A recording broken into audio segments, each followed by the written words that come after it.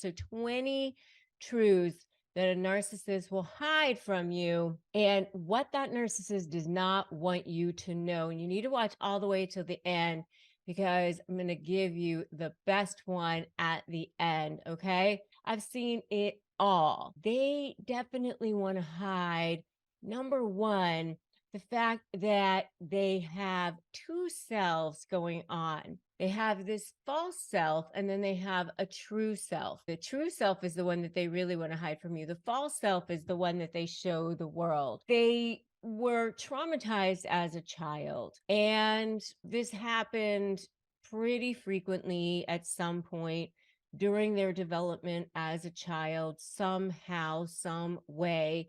And as a survival mechanism, they developed this way of being where they kind of had to create this pretend self, the false self, the one that they threw out there into the world as the one that they wished that they were. Because the true self, the one that's in there, the scared little one, is the one that they think is the one that they hate, the one that they're constantly trying to cover up, the one that they think is weak. And so they've got these two selves that are constantly going on, and they really want to hide from you and the rest of the world that they've got this masquerade going on at all times.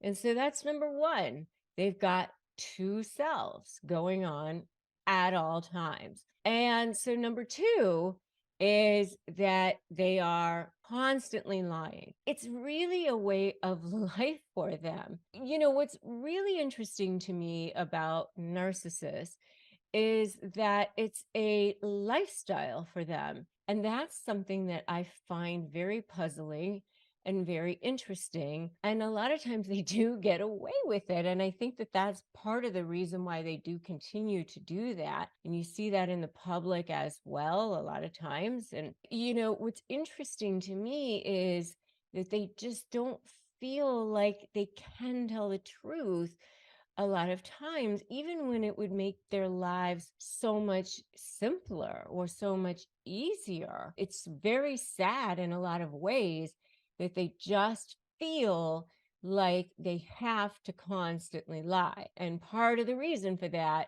is because of what I told you in number one, which is that they're hiding the fact that they have these two selves going on at all times. And so the scared little self inside is just feels like they have to cover that up. And you, empath out there, you cannot save them, you can't fix it. And I see you out there thinking, well, I could love them back to health, and you cannot. Right? It can't be fixed and it can't be changed. All right. So don't think you can. It's a black hole inside of there that can't be fixed. Number three is they don't want you to know about all the secrets that they're keeping, all the secrets that they're hiding from you, because there are a lot of them. You know, when you lie that much, there's a lot of wreckage behind them that they don't want you to know about. And there's probably a lot of stuff going on presently right now that they don't want you to know about too. That's why, you know, they keep their phone close to them at all times, and they're constantly accusing you of being the liar. They're constantly accusing you of being the one who can't be trusted. It's really a projection. Whatever they're saying about themselves or about you is really, they're talking about themselves. Always remember that. Number four is they don't want you to know about all the things that they've done wrong that they're blaming either you for or other people for.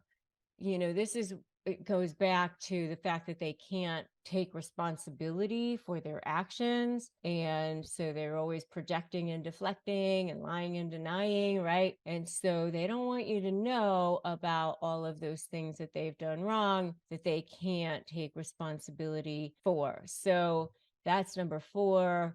They don't want you to know. They don't want anybody else to know what it is that they're covering up, what it is that they're hiding, as far as the things that they've done wrong. Number 5 is they don't want you to know that the reason why they treat you horribly is because they hate themselves. The way people treat other people is a direct reflection of the way they treat themselves. I always say that you can never take anything personally if somebody treats you badly, because it really is a reflection of how they feel inside. And, narcissists didn't attach themselves to you because you have so little value. They attached themselves to you because you have so much value. They want somebody who's going to build them up, make them look good. They want the good things, right? They're over there gaslighting you, devaluing you, making you feel bad. There's no way that they would stay in that or continue to be there if they didn't think that there was something to be had there. And it makes them feel more powerful to put down somebody who has more value than they do. Number 6 is they don't want you to know that they're constantly trying to one up you if they're competing with you or jealous of you, because they think that it's going to make them look better. They are looking for ways to get attention. They don't want you to know that. If they're trying to play the victim, it's because they're looking for ways to get attention. And, a lot of times there's such a lack of self-awareness in there that they're not going to tell you that either. They probably don't even know that themselves. And number 7 is that they're not going to tell you that the reason why they have a hard time apologizing to you is either, number 1, because they think that if they don't apologize, that somehow no one will notice, or number 2, because they think it was your fault to begin with, or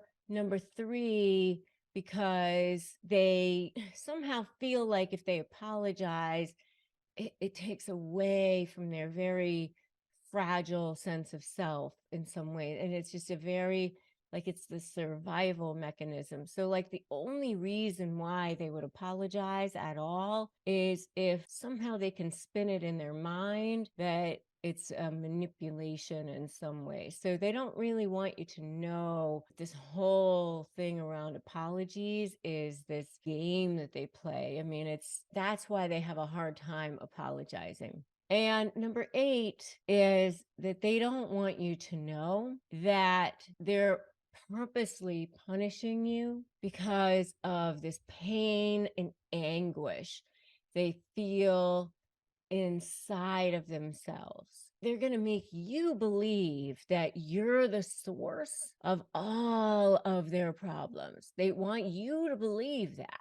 They want you to think that you're the source of all of their problems. By hanging it all on you, they don't have to then take responsibility for it. They're not only hiding from you, in some ways, they're hiding it from themselves. So that's number 8. And number 9 is they don't want you to know. They do not want you to know that they are deeply unhappy inside. They'll go around telling you that they are great. They are fine. They are fantastic. It's you who has the problem. Or they'd be even better if you were this, or if you'd stop bugging them, or if you didn't do this or that. It's you're the one who has the problem, or you're the one that's the source. But they're great.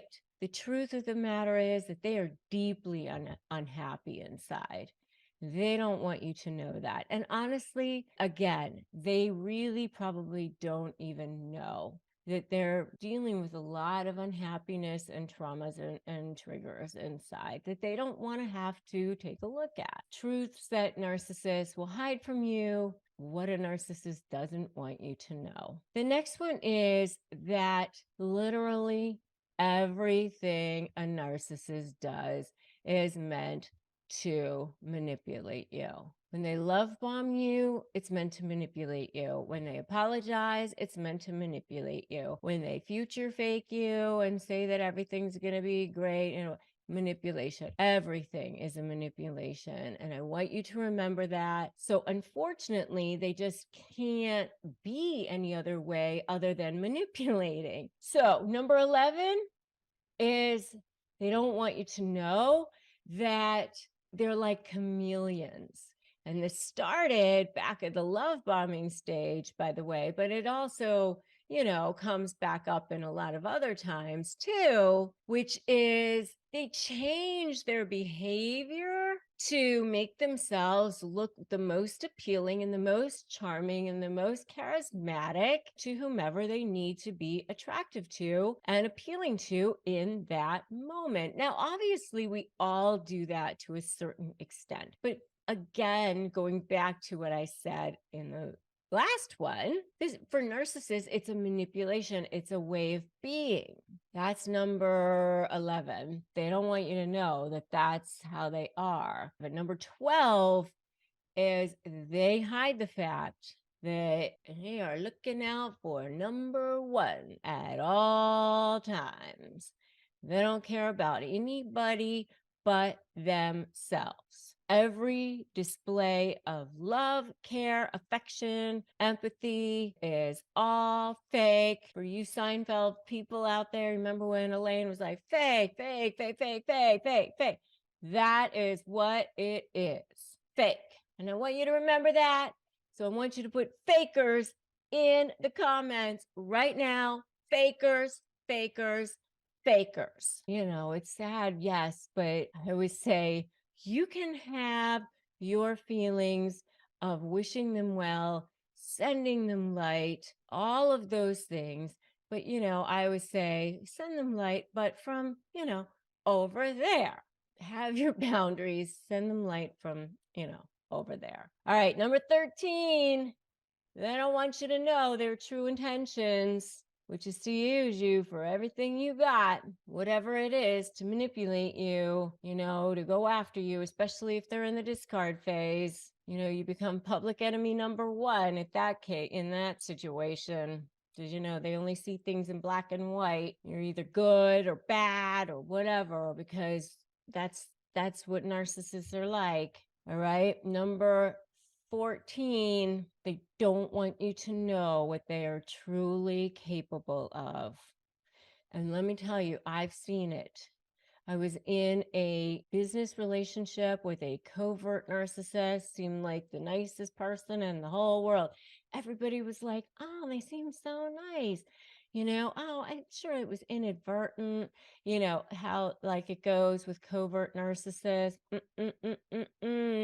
When that mask gets whipped off, you start to see what they're truly capable of. Of course, they're going to save it for their true targets. They're not going to show the rest of the world. To the rest of the world, they stay truly nice and everything, but for you, they don't really want you to know what they're truly capable of. Number 16, they don't want you to know that they're doing the bare minimum at all times.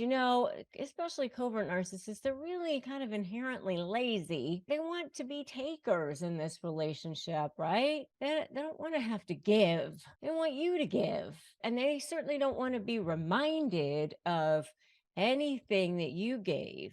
They want you to give as much as possible. They want to take, and then if you bring it up, oh, please. But they are trying to get away with the bare minimum in this relationship as possible. That's number 16. Number 17, they just hope to God that, as long as they are getting some kind of supply out of you, that you're just going to keep on buying that sales pitch, because as long as they're treating you badly, and if you think you're going to maybe like the light is coming to you and you're going to like move on, they're going to keep moving to quickly give you that sales pitch, future fake you or whatever, and you're going to keep buying it. That's what they hope. And so they don't want you to know that that's what they're doing. They hope that you're going to keep buying it and you're going to keep chomping at the bit that you're going to keep, taking it. And so they don't want you to find that out. They don't want you to know that that's what they're hoping, and that you're not going to figure it out at some point. And again, I'm working up to number 20, which is going to be the best one. And so these last three are the best ones. Number 18 is you are simply a source of supply to them. And as long as you have use to them, it is of use to them to keep you around. They don't want you to know that, but that is the truth. Once you stop giving them a source of supply, then you really aren't going to be of any use. And that's when you are, boom, done.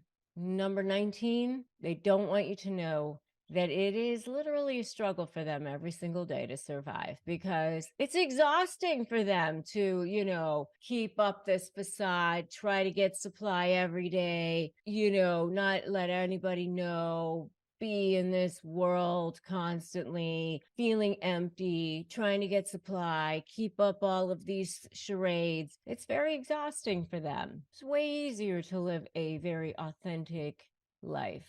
And number 20, we finally got here. Number 20. Ready? Ready for number 20? Number 20 is that they hide the fact that they are living life fearing that people are going to figure out that they are a massive fraud, and that they're going to be exposed for who they really are, and that they're way more afraid of you than you are of them. And that's really where your leverage lies. So let's talk about that one thing that the narcissist never wants you to know. Okay, so think about it. They live their lives. Almost everything they do is a lie, right? I mean, they were born and they were fine. And from what I understand, it's definitely a nurture thing, not a nature. I mean, so yes, not a nature thing, a nurture thing. And that means that something happened to them when they were children that caused them to be injured in some way, and they started to see the world as a very scary place, and their scarcity mentality to the absolute extreme. They feel like it's like dog eat dog, like I have to survive, and the only way I can survive is by lying and manipulating and getting things like, and that's why they end up lying about stuff that they don't even need to lie about, and manipulating things when they don't even need to be manipulating. But it's just because that's their way of being. That's how they were born. And so they were traumatized. They felt like they needed to survive. And so they have this like this little inner self that's super fragile, that has no sense of self-worth, and they just layer on everything on the outside world to make you think, or make the whole world think, that they're this persona when they're actually this persona. And they're almost like two different versions of themselves. People who are fully self-present, fully self-aware, fully feeling whole and complete don't feel like they're different people when they are between, being at home, watching TV, having dinner with their family, or whatever it is that they're doing behind closed doors, versus the person that is shown to the world, that goes out, that works in the workplace, that talks to people. With narcissists, it's almost two different personas as to what they show. And even there's another even layer, even beyond what's at home, which is what they never want anyone to know, which is that deep thing that's going on inside of them. So I mean, there's a lot of secrets that they have, and there are a lot of things that they don't want you to know. I mean, what they want you to think is that they're better than everyone else, that they're smarter than everyone else, that they're a winner. And that's why they act the way they do. That's why they put people down all the time. That's why they're super jealous. They act very, very entitled. They use people. But all of that is because that's how they feel like they have to show up and be in the world. And so to maintain the facade of that they're better than everyone else and smarter than everyone else and have more money or have a nicer house or whatever it is that they're trying to project out into the world, they'll do whatever they can to protect that. And especially things that, how they look in the world. And that's why when you're negotiating with them, You have to be very, very aware that this is what's happening with them, because they will protect that at any cost. At the very least, put people down and, engage in control tactics, and, they're jealous and they have no boundaries and all that. But, when it comes to negotiating, you're either for them or against them. And if you're going to be against them, then you're going to be public enemy number one. And they have to see things in black and white. That's what's going on during the negotiations. They're constantly trying to test people a lot of times too. And if you want to know more about that, you should definitely check out my video on how narcissists test victims. And if you have seen this and you know that I'm right so far, give me a for sure in the comments. All right, so you ready for the big, big secret, the one that they definitely do not want you to know? And that is that little self that they have, that little fragile thing that lives inside of them is extremely afraid. They are super fear-based people, and they are afraid of everything. They're afraid of being exposed, number one, more than anything. They're afraid that you're going to leave them. That's also a paradox, because they treat you like terrible and then they don't want you to leave them, or they're actually extremely codependent. One of their biggest fears is of abandonment, actually. And so the big, big secret is that they are actually more afraid of you than you are of them. They're super afraid of being exposed for the fraud that they are, and they'll go to any lengths to protect that.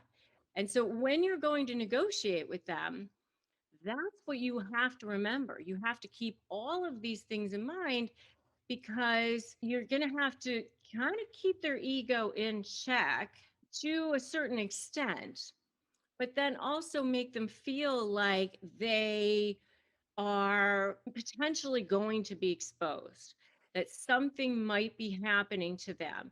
And so when you're building your strategy and you're building your leverage, it's really important to understand and anticipate what it is that they're going to do, what's motivating them, how are they going to behave during the negotiations, because then you can build a strategy and leverage such that you'll be able to motivate them and incentivize them into wanting to have a conversation with you. Don't think they're going to change.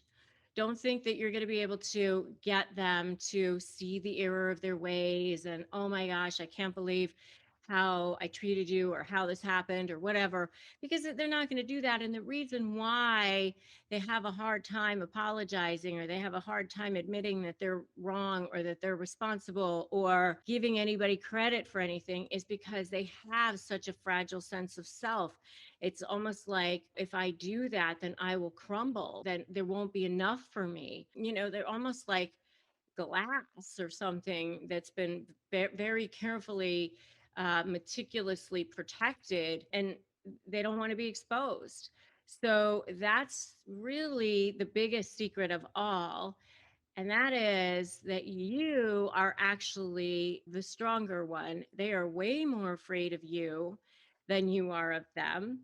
And there are a lot of ways that you can build a strategy and leverage around that, so that you can walk away with getting what you want and they also feel intact. More than anything, you need to feel valued, honored, and respected, and setting yourself up so that no one and nothing can ever infringe on that. Fed up with narcissists walking all over you? Sick of everyone believing their lies while you're paying through the nose in attorney's fees? What if you could hold all the cards for a change? Hey, I'm Rebecca Zung. I'm a top 1% trial attorney, a USA Today bestselling author, and I've spent my entire career helping people slay narcissists in negotiations, most recently through my proven slay method.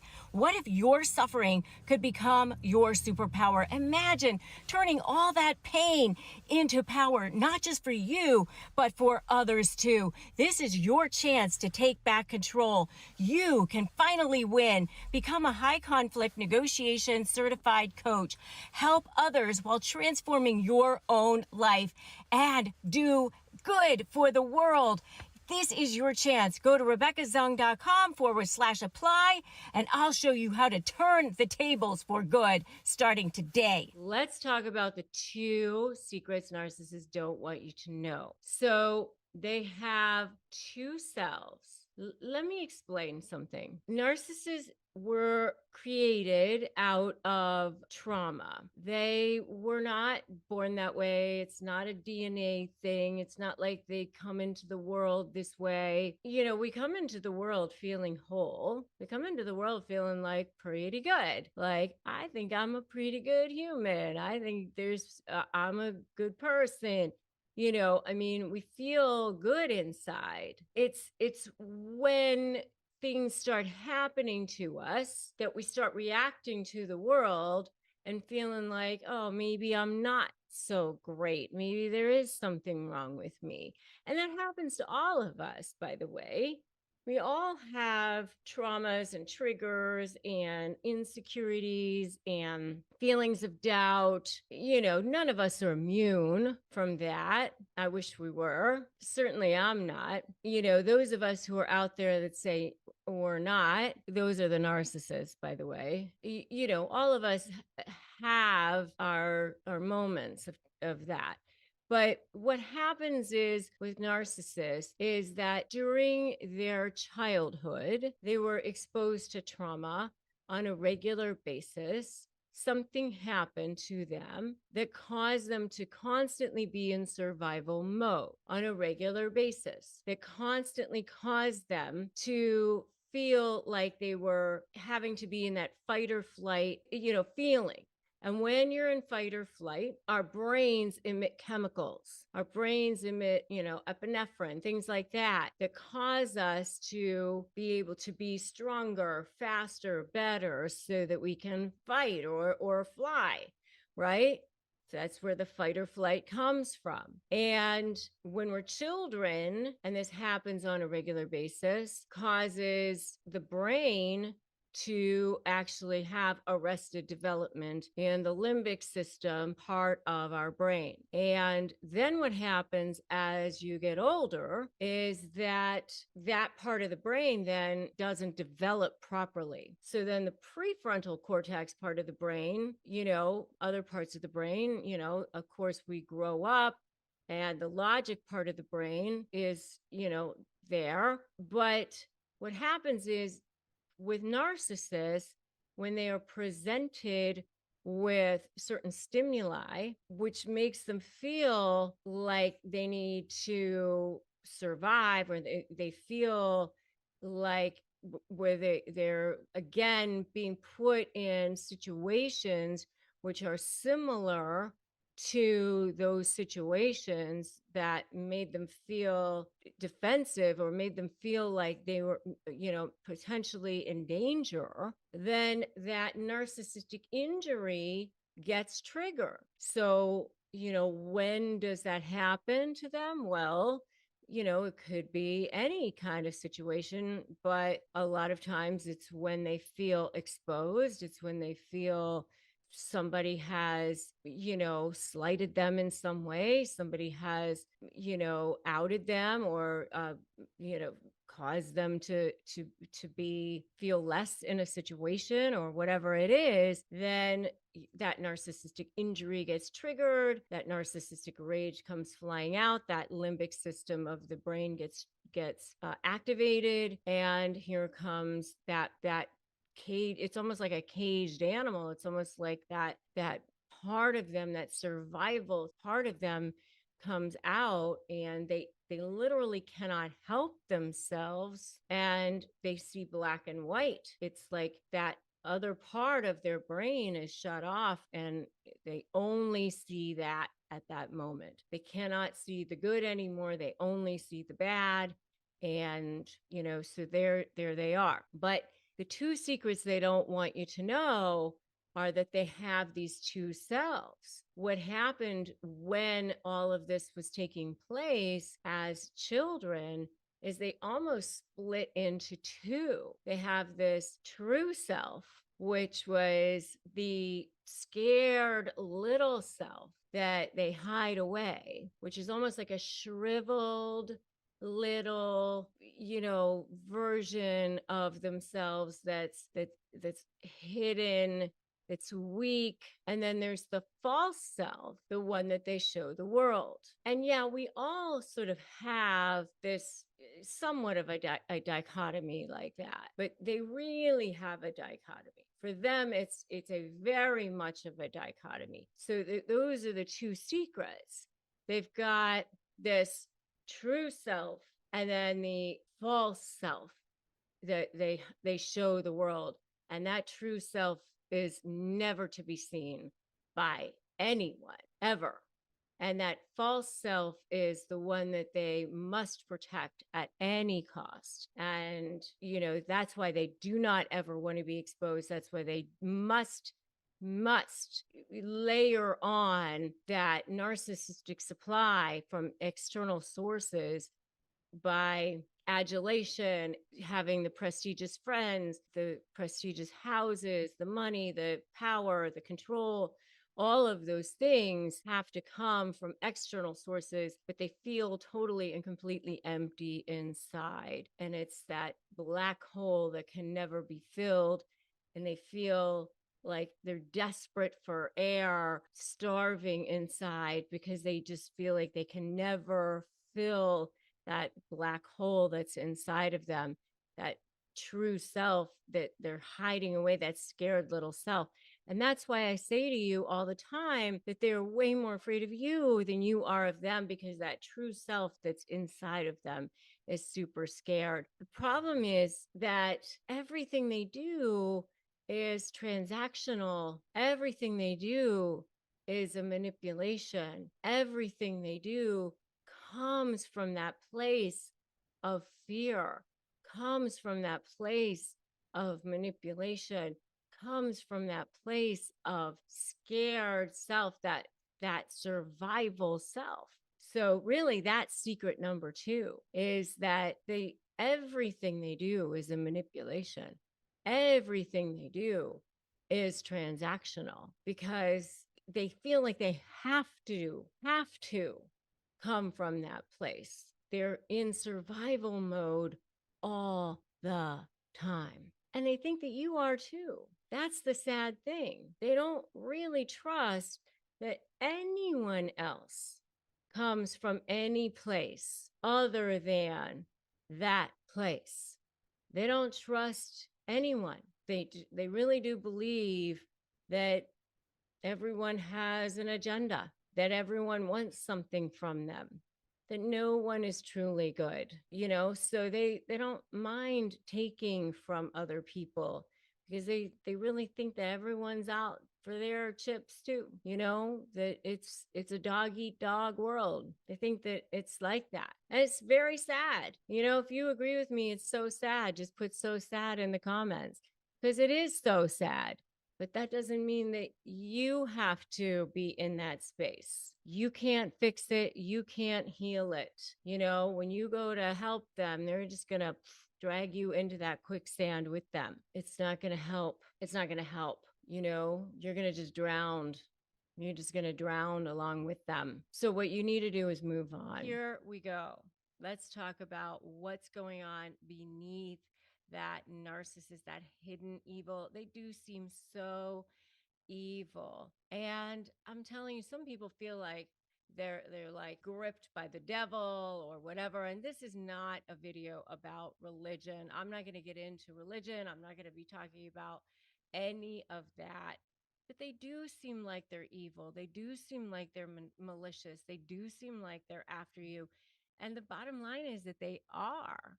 They're after you, especially if you're in that discard phase, especially if you are in that final stage of the relationship.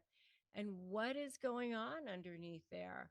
What's happening with that? And I've been on that other side of it. I know how you feel. Not only have I seen it many thousands of times as an attorney, and I've coached people through that situation, I've also felt it. I've been the target of it.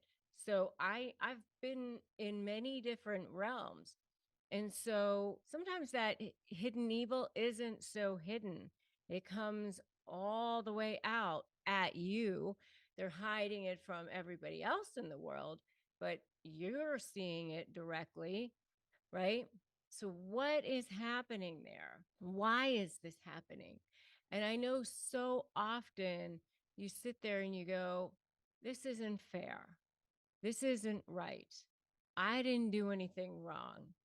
I was so good to this person. Believe me, I know. Believe me, I know. And believe me, I know because having been in a relationship, in relationships with narcissists, it's not equitable. You end up being the one doing so much more for them and giving so much more and being taken advantage of, because they do take advantage. They take advantage of your goodness, they take advantage of your soul, they take advantage of everything you're willing to do for them. You end up being their janitor, their caregiver, their everything for them, right? I mean, you'll do whatever it takes a lot of times. And a lot of times you think, how did I end up here? How did I end up being this person for this person? And eventually you think, well, they're going to see how good I am. They're going to see how much I've given them. And eventually they're going to acknowledge it and they're going to appreciate it. Well, they don't. And eventually you realize that. And eventually you just are so sucked dry and you're so raw and so traumatized. And you've got this complex post-traumatic stress disorder because it happens over and over and over again. And the difference between that and regular post-traumatic stress disorder, which happens as a result of maybe one thing that happened, which is like war or an accident or something, is that this happens over and over and over. It's a continuous thing that kept happening, is that it happens, and it's your health and you can't think straight and you've got brain fog. It eventually takes over your organs and you have autoimmune problems and all sorts of things. So what's going on? Well, fundamentally, they have is their own sense of emptiness, their own sense of pain. They don't feel any sense of value inside of them. And hurt people hurt people. If they don't end up taking care of their own wounds, then they end up bleeding all over everybody else. And that's what happens. They end up bleeding all over everybody else. It just happens over and over and over again. You cannot help it. You cannot stop it. You cannot help them. You didn't cause it. You didn't control it. You can't cure it. The 3 C's. Those 3 C's were developed for Al-Anon, for people who are alcoholics or addicts, but it goes for narcissists too. Forget about trying to get them to see your side. Forget about trying to get them to acknowledge you. Forget about getting them to say they're sorry. It's not going to happen. So just move on. It seems like every celebrity has access to GLP-1s these days, but what about the rest of us? Now you don't need to be rich or famous to access personalized, tailored weight loss solutions just for you. Through Hers, you can take control of your health. Hers is changing women's healthcare by providing access to holistic weight loss solutions, including GLP-1 treatments with the same active ingredients as Ozempic and Wegovy, oral medication kits, and more.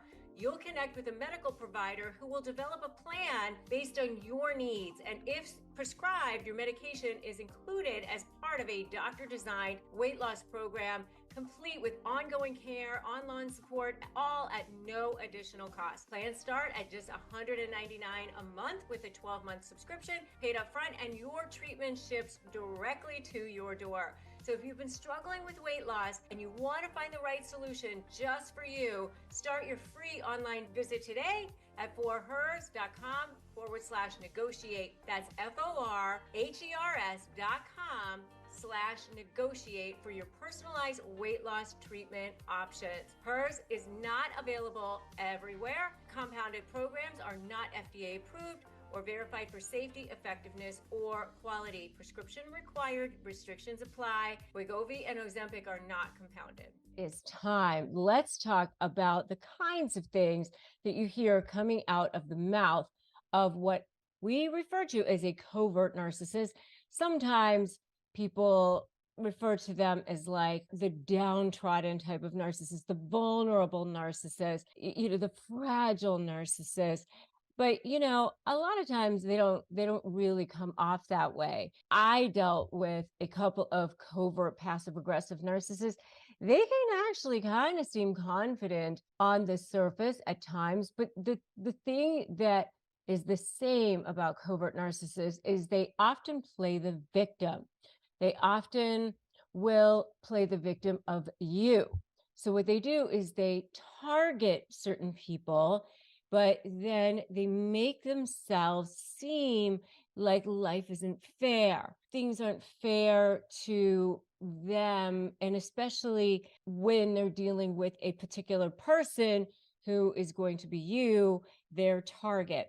And so they set themselves up like they are very put together a lot of times. Many times they actually can be clergy, they can be lawyers, they can be doctors, they can be very, very successful people in the world, but are very good at making themselves look like they are the victims of certain things. And so it can make you seem like you should feel guilty about the kinds of things that you're doing, even though you have given and given and given and given and given. And that is the thing that is like so unbelievable about the relationship with the covert narcissist, because you get into these relationships with them, you start off by thinking it's going to be equal, or that it's going to be a great thing, and then somehow you end up with this dynamic where you think that you're going to get something out of it, but then you end up doing everything in the relationship. So one of the things that you're going to hear is like, must be nice that so many people are taking such great care of you or something. And yet you're like the one who's like taking care of them all the time. You're doing everything for them. And it's kind of crazy. Yet they're like, you don't pay enough attention to me. You don't make me feel special. And you're literally like killing yourself for them. You don't get anything out of the relationship. And yet they're over there saying, you don't make me feel special. You don't make me feel you pay enough attention to me. And it's like, that's crazy. So one of the things you'll hear is, it must be nice that so many people take care of you. Another thing that you'll hear is they'll say things that are sort of almost like a compliment, but then not really quite a compliment. So they might say things like, "Oh, wow, you lost so much weight. Oh, but it's too bad about the stretch marks." Or, "That's really great that you were able to finish school that way. You went back to college. That wasn't really that great of a school," or something like that.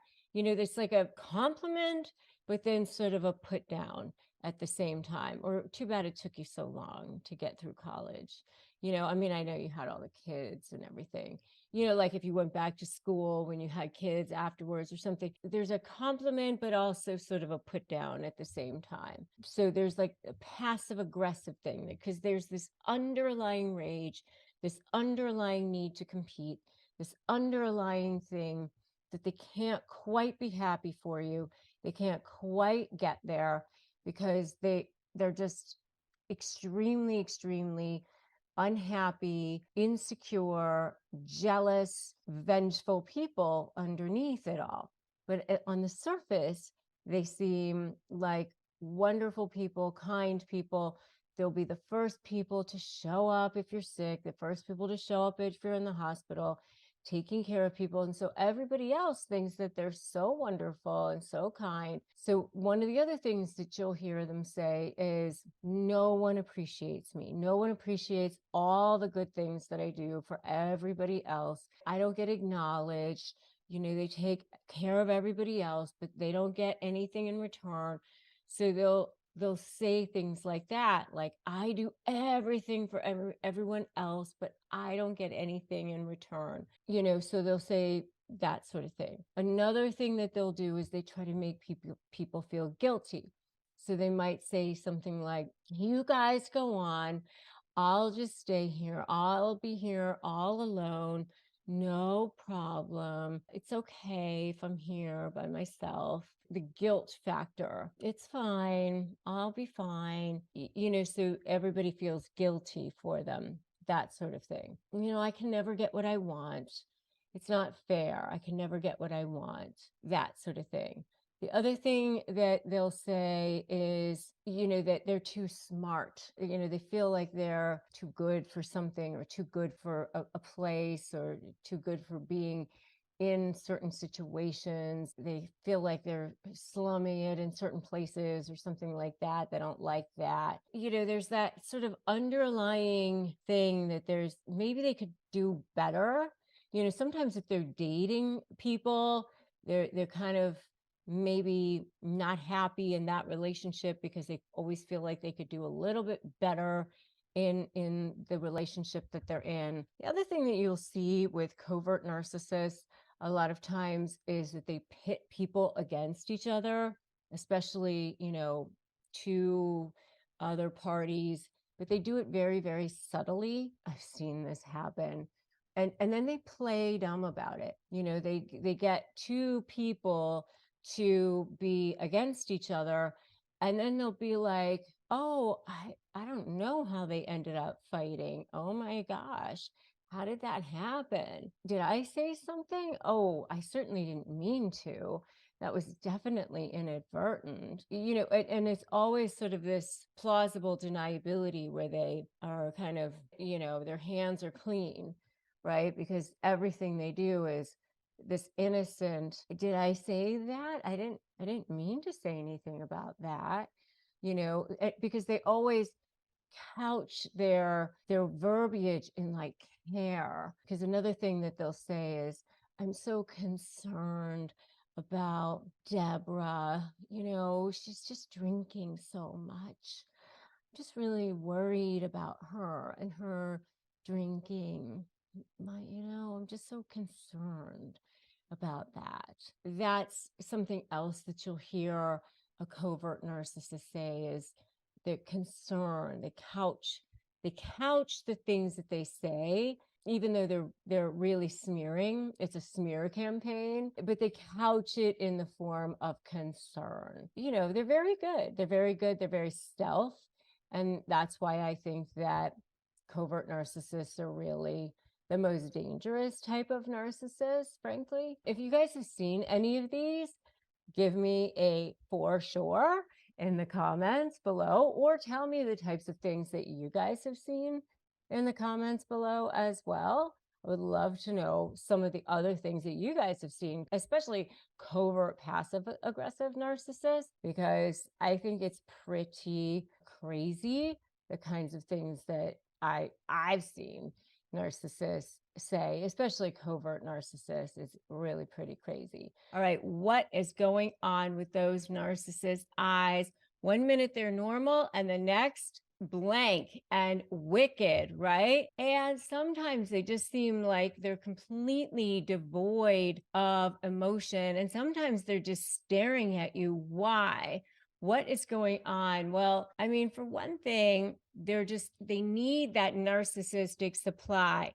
They need to know that what's going on in their world. They need to be constantly scanning and knowing what's going on, because that is how they're reading the room. They learned from a very, very early age how to read the room, how to read the people around them, because that's how they survive. They are very, very good at reading people. So, one thing is that for sure, covert narcissists are constantly staring at people because they're trying to actually study people to become them.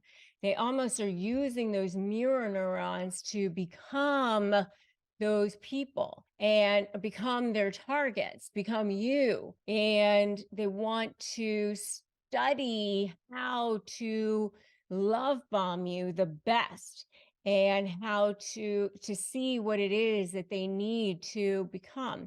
So one of the things they do is they're constantly looking at you to do that.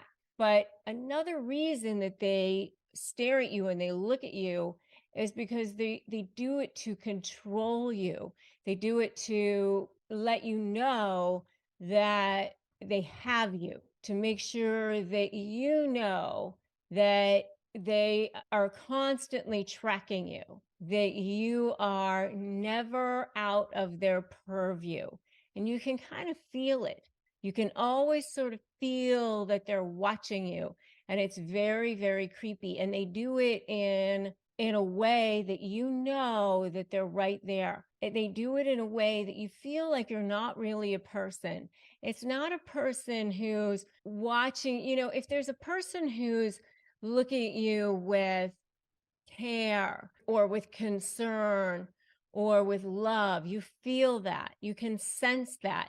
This is a person who's looking at you not as a person. It's as a threat. It's more like a death stare. It's more like, I'm going to get what I want. You belong to me. You know it and I know it.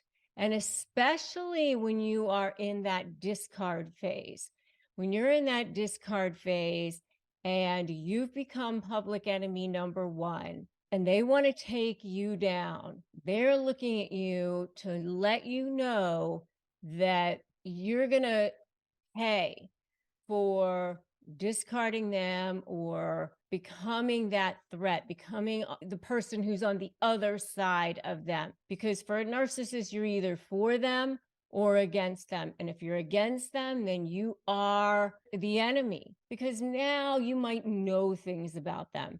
So they feel exposed. They feel that you could be a threat to them. So they want to make sure that you know that they're watching. And, when narcissists have that part of their brain take over, that limbic system part of their brain take over, rationality is not here.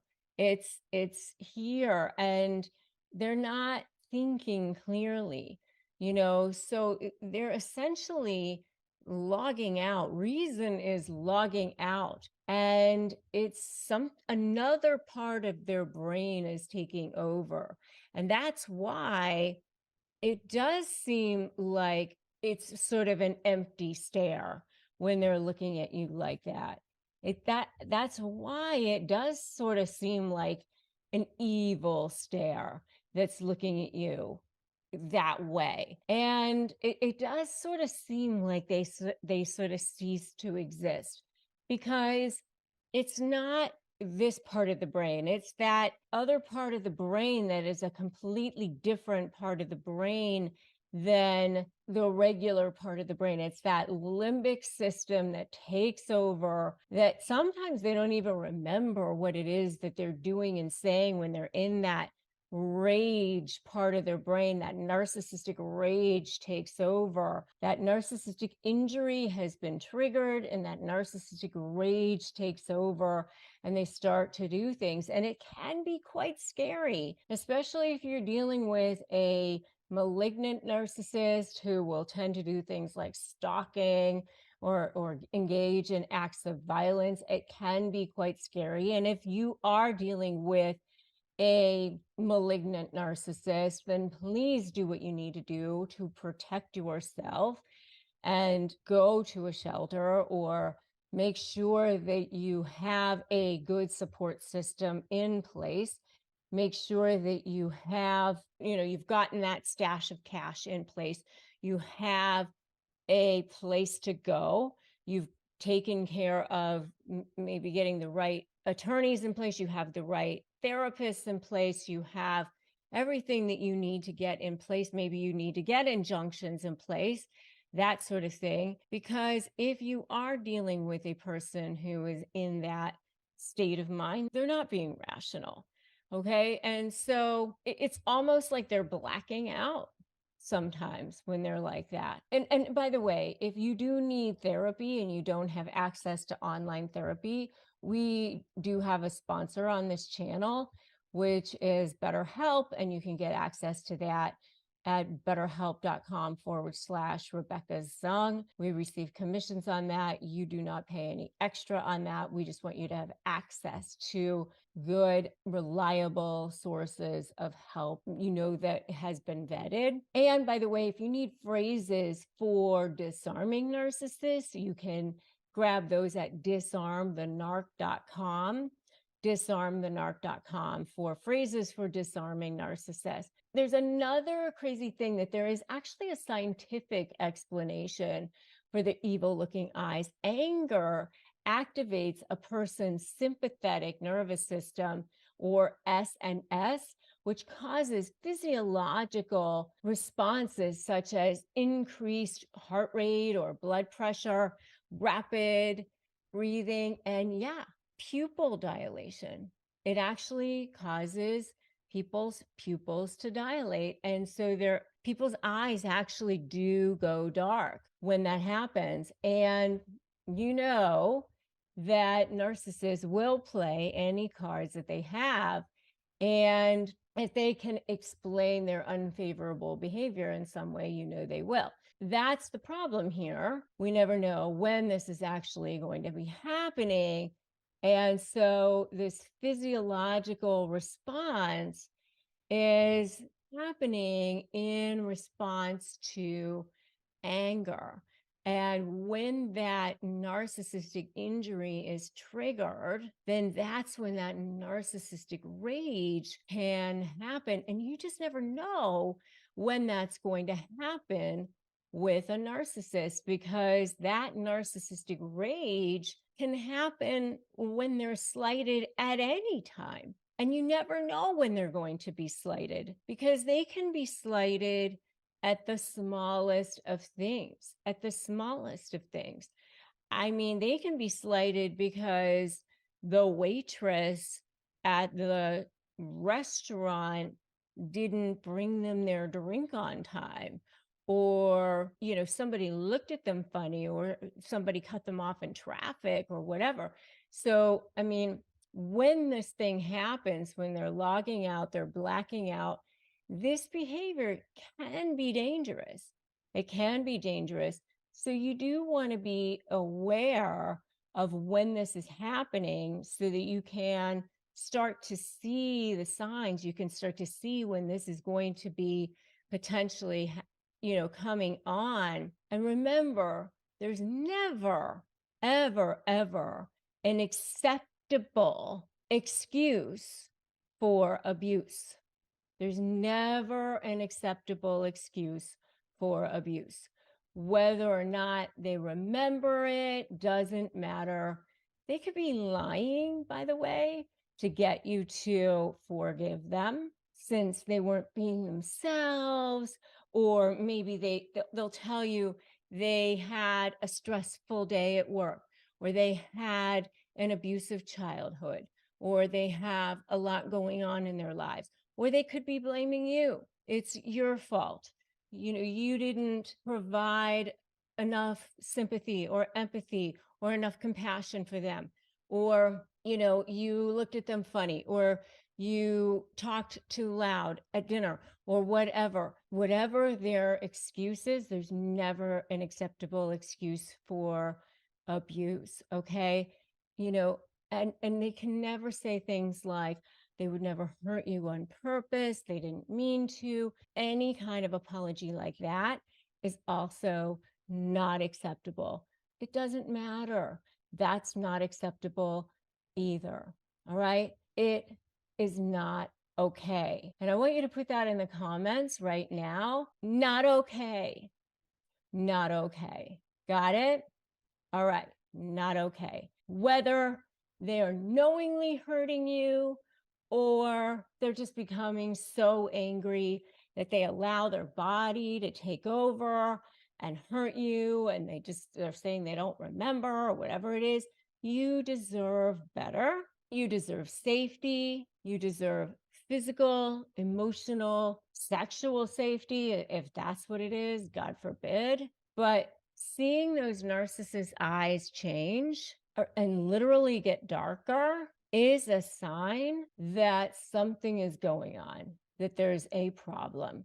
And you should definitely get as far away from them as possible in that moment. I'll admit it, I'm that person. I'm the one the night before a birthday, an anniversary, or any kind of special occasion, I'm frantically searching the aisles for the right card and one that doesn't seem kind of corny or cringeworthy. You know the struggle, right? But then I found Moonpig. It's a total game changer. They have tons of adorable, funny, even heartfelt designs ready to go, and you can even personalize them, which is super cool. You can even upload your favorite photos or tweak the text to make it uniquely you. And they'll even suggest clever messages if you're feeling stuck. Oh, and no more forgetting birthdays or scrambling for addresses. Moonpig lets you save everything in one place and even sends you reminders. Plus, they've got the opportunity to upload gift cards from all your favorite places like Sephora or Starbucks, so you can really nail that perfect gift vibe. Once you've designed your card, they'll even mail it for you, or if you want to hand deliver it, they'll send it to you with a cool envelope. So guess what? This is your chance.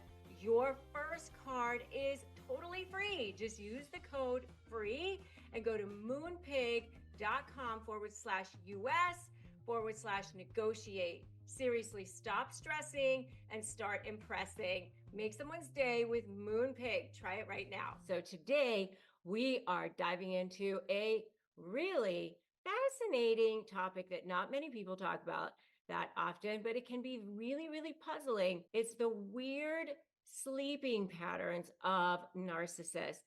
Now, you might be wondering, what could be weird about sleeping patterns and what do they mean? And especially when you're coming down to the discard phase and dealing with them and negotiations and communications, well, it does all intertwine actually. So let's dive into this. All right. So, inconsistent sleep patterns is one of the things. They often have inconsistent sleep patterns. So, like one night they might sleep for 12 hours, and then the next night they might get barely any sleep at all. And this erratic sleep pattern is a reflection of this inner turmoil that they feel inside. Like they have this fake person on the outside, this sort of masquerading person that they've got going on out here, and then inside, they've got this small little person, this true self that they've got going on inside that they try to push down, smush down. And so it's hard for them because they're very restless. They can be very restless. They've got this, constant need for control going on. Think about a time when you've had a narcissist maybe in your life. Maybe this person stayed up all night. Maybe it's a perceived slight that they had, or they're plotting their next move. Their restless mind just doesn't allow them to have a healthy sleep schedule. I had a client who had a narcissistic partner, and this partner would stay up for days and days on end. I mean, it's kind of crazy, like, because they can become obsessed with stuff that they've got going on, or obsessed with projects, or maybe something they've got going on at work, or things that they're thinking about. Maybe it's person that they're obsessed over. And they'll even ignore responsibilities. They'll ignore their kids. They'll isolate themselves sometimes. They've got chaotic home environments. People will never know what to expect around them because of this craziness that they have. And it can lead to constant stress and constant anxiety, insomnia due to overthinking. They overthink things, they analyze things, they overanalyze things. They get up in the middle of the night, they're pacing around, they're sitting up in bed, and they can't quiet their minds. And so, like, I had another client whose ex would sometimes wake up in the middle of the night to write long, angry emails to people, to colleagues, to people at work, or to family members, right? They were constantly plotting and planning and scheming. It's constant insomnia. Other thing that they will use sleep for is a manipulation tool. Have you guys seen this one? Give me a totally in the comments if you have seen this, where they use sleep as a way of shutting people out or not having to deal with life, or having to deal with having conversations with people, having to deal with responsibilities, to deliberately not having to deal with things. Or they alter other people's sleep patterns, right? So they disrupt your routine, exert control, or try to wake you up in the middle of the night too. By the way, I've seen that. They insist on craziness around sleep with this. I remember somebody telling me that they would go in and wake somebody up at 3 o'clock in the morning just to have an argument with them. Go in, wake them up, turn on all the lights, pull the blankets off of them, insist on having either a fight with them or a deep, meaningful conversation with them in the middle of the night, and knowing that they would have an important meeting with them in the morning. It's all part of a strategy to keep you off balance. So that's one example. Another one is to keep the upper hand with you, right? That's another reason that they do that. Another one is sleeping too much in response to criticism, because then they don't have to have conversations with you. They don't have to have these deep conversations, or they don't have to have heated arguments, right? Or they don't have to have any kind of serious conversations that you might want to have. They're sleeping all the time, especially sleeping when you get home or before you leave for work or whatever it is.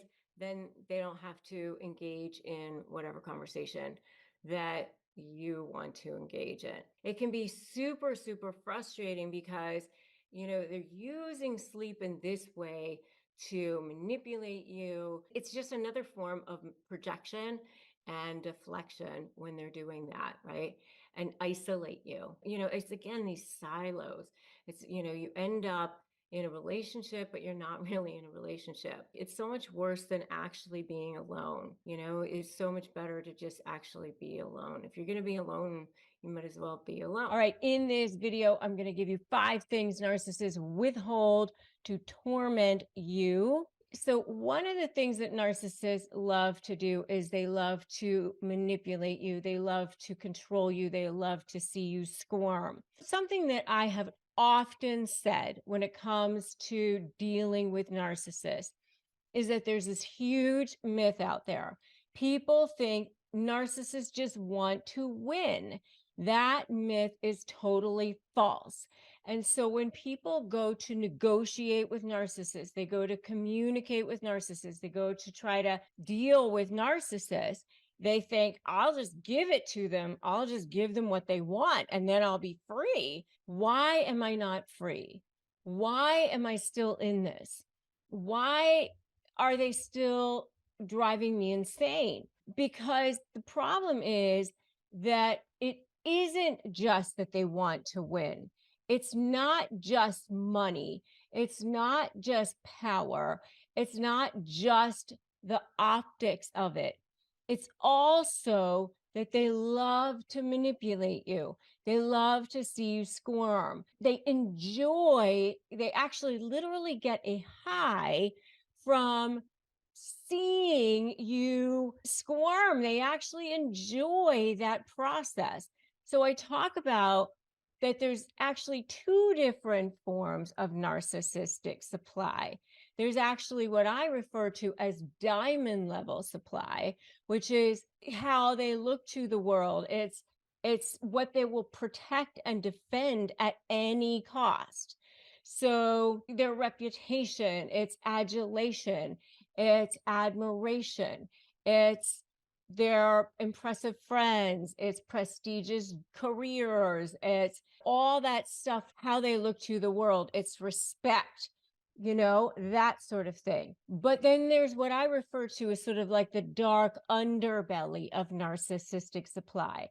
And this is what they don't necessarily always show to the world, but what they really kind of show to their supply source, the people around them, the people closest to them, the people that they're controlling, the people that they're manipulating. And this is what I refer to as coal level supply. So diamond and coal. And this is devaluing people, debasing people, denigrating people, making people squirm. Withholding is one of those sources. They literally get off on it. It literally gives them a high. And I kind of liken it as to like that kid who is taking a pin to an earthworm. I kind of picture like that kid in the woods when kind of growing up by the creek, who literally enjoys watching the earthworm kind of squirm or whatever and see what happens. It's almost like an experiment or something. They got, oh wow, look at that, look at that. They literally don't think about the fact that the earthworm might be feeling that or might be having feelings about it or whatever. They don't see that. They don't see what's happening on the other side of it.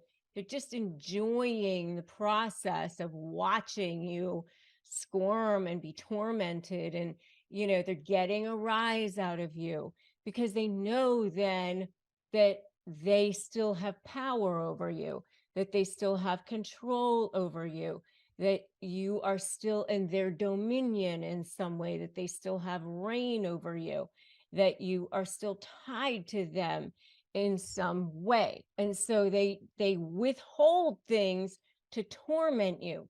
So what kinds of things do they withhold from you? So number one, the first thing that you'll start to notice right away that they'll be withholding from you is affection.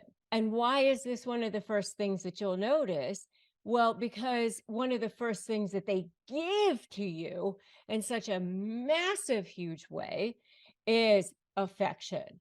So, especially if you are in a romantic relationship, they come off this, where they start with the relationship with a massive amount of affection. It's almost overpowering. The intensity is insane. So, you start off with almost you can't breathe, sweep you off your feet amounts of affection. And you think that you've met your soulmate and they make you feel like you're the most incredible human being on the planet and they can't get enough of you. You're just getting text messages and emails, and they're talking to you all the time. And they're telling you how you're just the most incredible person that they've ever met. And it's on and on and on. And they just like they're breathing you in. It's just constant amounts of affection at the beginning. You're planning the rest of your life together and the whole thing. And really, honestly, it's the same way in a business situation too. It's just not the same type of affection, in a business situation, because, I know because I had a business partner who was a narcissist, a covert narcissist. They don't come on with the whole, you're so beautiful, you're amazing, or, whatever. But they start off by saying, wow, you're so smart, you're incredible, you have amazing business contacts, I love all your background, I can bring all this to you. They love bomb you in different ways. But then what they do is once they lock you in, once they get you to that next level, that withholding comes right away in the form of ghosting. That happens almost immediately. So right away, as soon as they lock you in, all of a sudden you can't get a hold of them. Text messages stop for an entire day or 2 days or whatever. And now when you question them about it, all of a sudden you're needy. All of a sudden you're a hanger on. All of a sudden you are, what is your problem? I'm working. I had things to do. They turn on you as if you're the crazy one for even expecting them to be responsive. I've got other things to do other than you.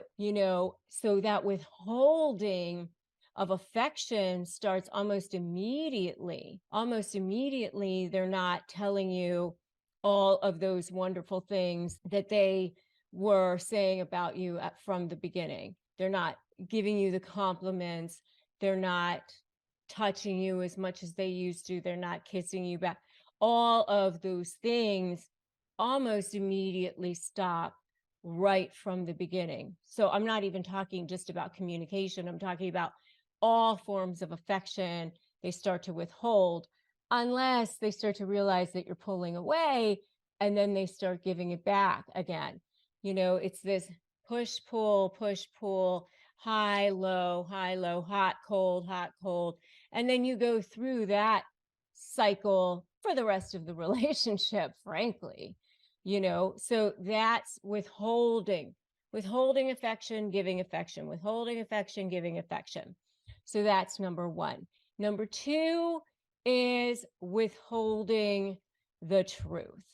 They will definitely withhold the truth. And then, they'll say, oh, I didn't lie about that. But they will also not necessarily tell you the truth. They will certainly lie about pretty much everything as well.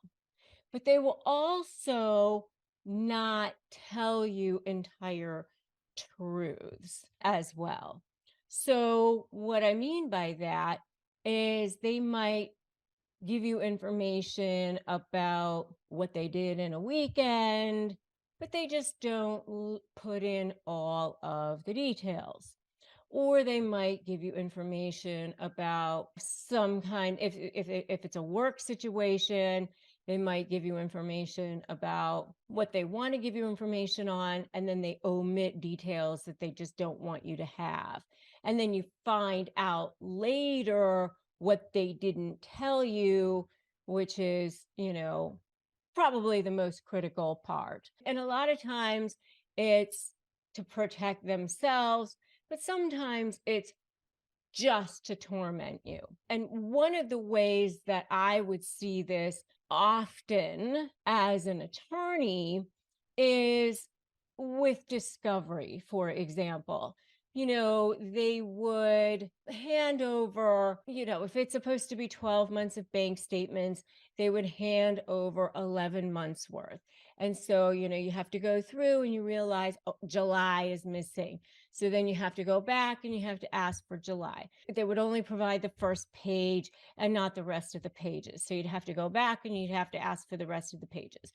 Or they would only provide this bank and not the rest of the banks. And you'd have to go back. And then and you know that they're doing it simply just to torment you, simply just to laugh, simply just to like make you have to score, make you have to do the work, make you have to go through the extra steps, right? It's that sort of thing. So those are the kinds of things I'm talking about with withholding the truth.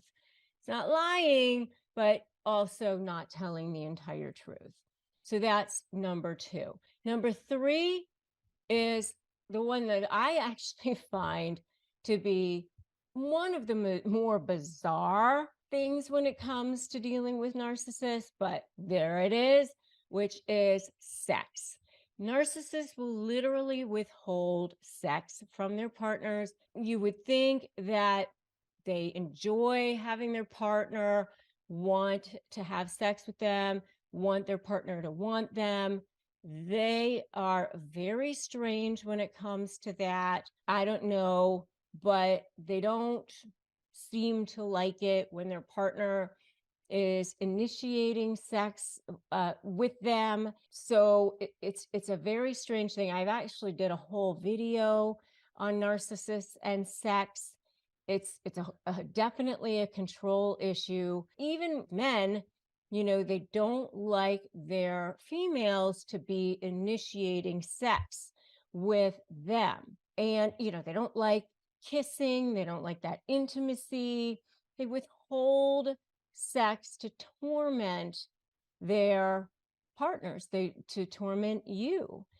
And let me just tell you, you deserve better. I think a lot of times empaths, there was a lot of trauma in our backgrounds as well as empaths. And because of that, we feel like we only deserve a certain amount of affection, or we only got used to a certain amount of affection in our lives. And, it's hard because you become trauma bonded to a certain person. And this hot cold thing is part of the way you become trauma bonded as well. And so it's a very difficult thing, this whole sexual thing. You deserve better. You also need to get psychological help and support from others around you. But let me just ask you to right now put in the comments, I deserve better. I deserve better, because you do. You deserve better. All of us deserve to live our best lives.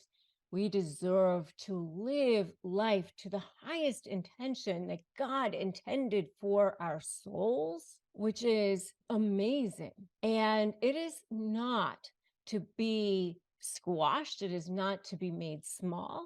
And nobody deserves that. And people treat people in a way that is commensurate with the way they feel about themselves. So if people are treating you poorly, it is because they feel poorly about themselves inside.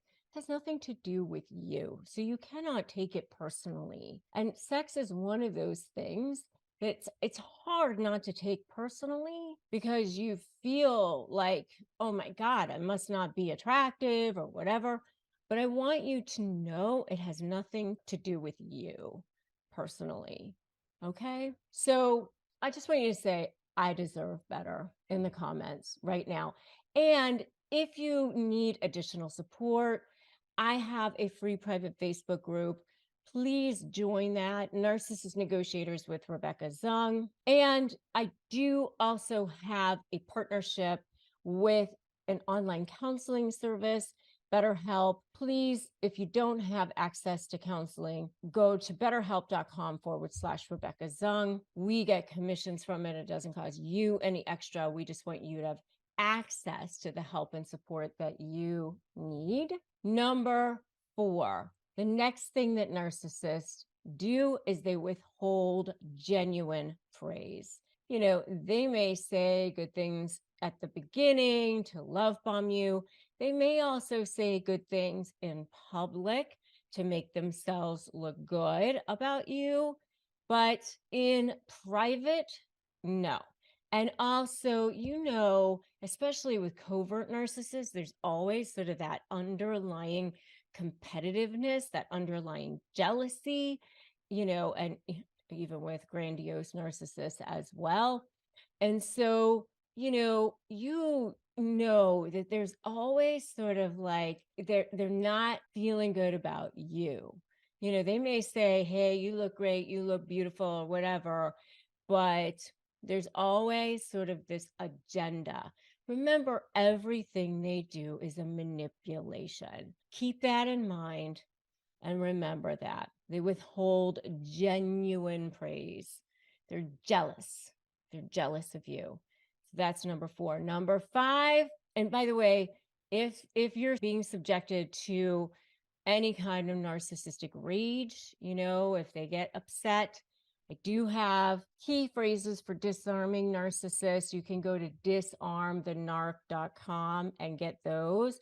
Disarmthenarc.com and get the key phrases for disarming narcissists. So that's that. Number 5 is obvious, very obvious. One of the major things that narcissists withhold is resources, money, information, social, emotional, informational, financial, any kind of resources that they think that you're going to need, then they will withhold that. Whatever it is that they think that you want or you need, they don't want you to have access to it. They will withhold that from you, especially in negotiations, especially when things are breaking down, because, narcissists are either for you or against you. If things are breaking down, if you're going into that discard phase, then they think that you are against them, and then you become public enemy number one. All right. And so that's when they're going to go after you, and they're going to go after anything that they think that you want. Let's talk about love bombs and truth bombs. So when you're getting love bombed, that means what happens at the beginning of a relationship where, there's this outpouring of devotion, especially early in a relationship, or after a relationship conflict or something like that has happened. It can be the start of something, what feels like something wonderful, right? And what could be wrong with your partner laying it on so thick, right? I mean, isn't that part of a great relationship? So love bombing refers to these loving words, these actions and behaviors, but the problem is that they're being used as a manipulation, and they offer this attention and this loving and affection in an attempt to influence another person. And that's what love bombing is. So a narcissist love bombs in order to gain your trust.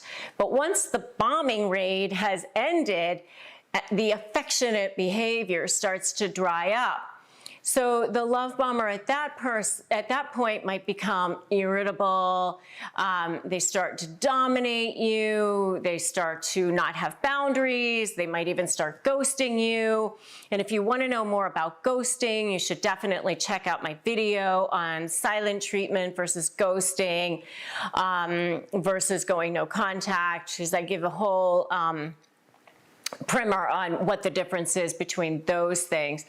But, love bombing is something that happens because they want your they want control over you. So with love bombing, they sometimes use it after the relationship starts as a methodology to get you to not see their poor behavior so that they could be excused from something, because they don't want to have to take responsibility for something. So they use love bombing sometimes in that way too. It's not constant, and it's really a manipulation. And when it's on, and it's great. But when it ends, it's awful. It's way worse. So they don't even necessarily believe their own professions of devotion and commitment and all of that. Their sincerity does not determine whether love bombing is taking place or not. Love bombing describes an imbalanced relationship. It's one in which the one person is the recipient of the love bombing, and the other person is, actually just trying to manipulate the other person. It's not an equal partnership where you're both invested, you're both expressing love, it's a good give and take, and it's meaningful, and there's a real connection. That's not what's going on here. So a lot of times it feels like pressure, especially at the beginning of the relationship where they're trying to fast track it. And they might be pressuring at the beginning for exclusive dating or for moving in together or sexual stuff or whatever, but they're trying to fast track that relationship in the beginning. So, and I actually have a whole video on love bombing as well, so you should definitely check out my video on love bombing. Okay, so when you want to respond to those love bombs, then what do you do? So the response is what we call a truth bomb. And a truth bomb is a fact spoken in a clear, easy to understand manner, without bias, without emotion. It's a piece of knowledge that when told to the listener, who happens to be the narcissist in this case, it's devastating to their argument and their view. So here are 7 truth bombs that are in response to love bombs. So, for example, if they say, I will never disappoint you again, I promise from now on, everything will be different.